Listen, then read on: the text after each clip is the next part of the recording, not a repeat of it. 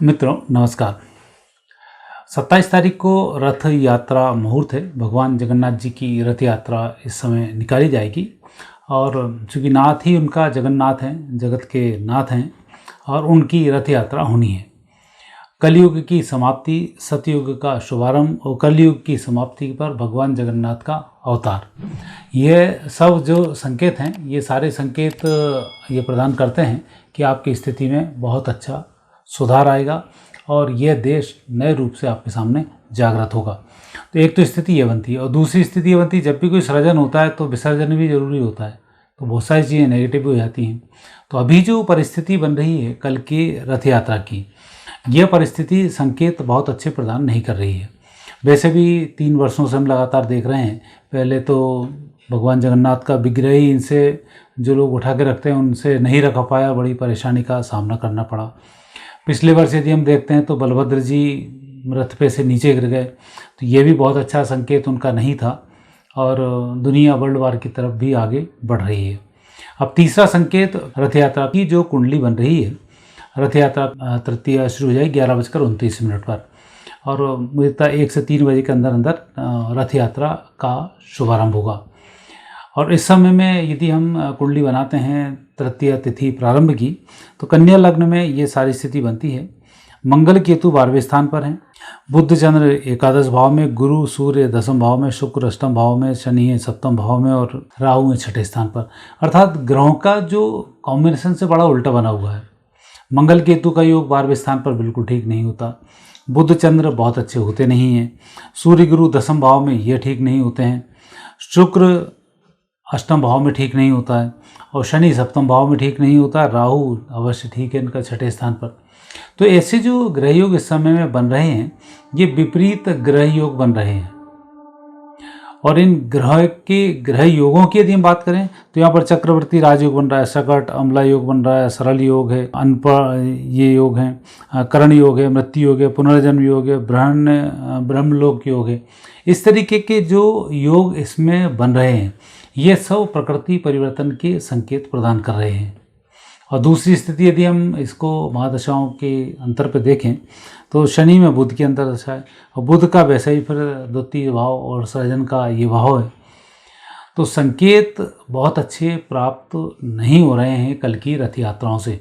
और वैसे संकेत बहुत अच्छे हैं, सतयुग का शुभागमन है, प्रभु की विशेष कृपा है और लाभ मिलेगा। भारत की कुंडली को यदि हम इससे कंपेयर करते हैं तो भारत में वैसे भी अब जो आने वाला भारत का भविष्य है वो उत्तर पूर्वी की ओर से, विशेषकर पूर्वी हिस्से की ओर से आने के संकेत मिलते हैं और यही कारण है कि युद्ध की स्थिति भी उत्तर पूर्व के हिस्से से ही यहाँ पर बनती है, जगन्नाथपुरी के हिस्से से ही बनती है, क्योंकि भगवान का अवतरण ही वहीं होना है, तो जो भी सृजन होगा वहीं से ही होगा। इसलिए जगन्नाथ मंदिर का बड़ा विशेष महत्व है। कई ग्रंथ तो जगन्नाथ मंदिर के डूबने की भविष्यवाणी करते हैं, जगन्नाथ जी घटने की भविष्यवाणी करते हैं। तो ये संकेत तो जरूर भारत की कुंडली से भी हैं कि भगवान जगन्नाथ विशेष कृपा भारत पर बनाए रखेंगे और बहुत सारे परिवर्तन होंगे। लेकिन भारत की कुंडली के ग्रह योग देखते हैं तो यहाँ पर अब स्थिति होगी, चंद्र की महादशा समाप्त होकर मंगल की महादशा प्रारंभ होगी और सितंबर के बाद से ये महादशा प्रारंभ हो जाएगी और सितंबर के बाद से भारत के अंदर अदृश्य शक्तियाँ धीमे धीमे अपना कार्य करना शुरू कर देंगी और ये कार्य धीमे धीमे उनका चलेगा 2026 फरवरी तक और फरवरी 26 के बाद ये अदृश्य शक्ति अपने स्वरूप को दिखाना प्रारंभ कर देंगी और 2027-28 में आप भारत को नए रूप से होता हुआ भी देखेंगे।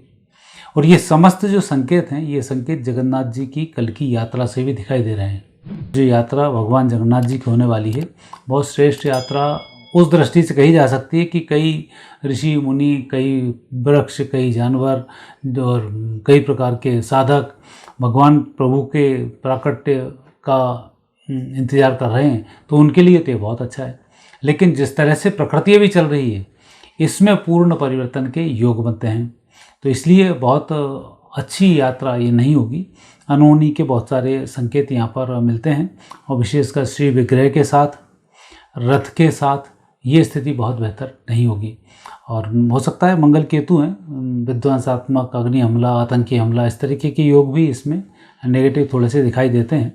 पर जगन्नाथ प्रभु के साथ जो भी होगा वो तात्कालिक दृष्टि से नुकसानदायक होगा, लेकिन आने वाले समय के लिए ये बहुत अच्छे संकेत प्रदान कर रहा है और भारत अब नए विश्व इतिहास को रचने की ओर जा रहा है।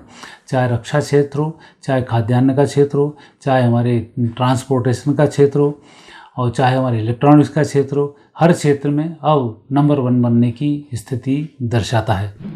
चारों ओर से शत्रुओं से घिरा होने के बावजूद भी भारत जस का तस खड़ा हुआ दिखाई देगा और जो नेगेटिव शक्तियाँ भारत के खिलाफ काम कर रही हैं, भारत के अंदर काम कर रही हैं, उन सबके खात्मे का समय अब प्रारंभ हो रहा है।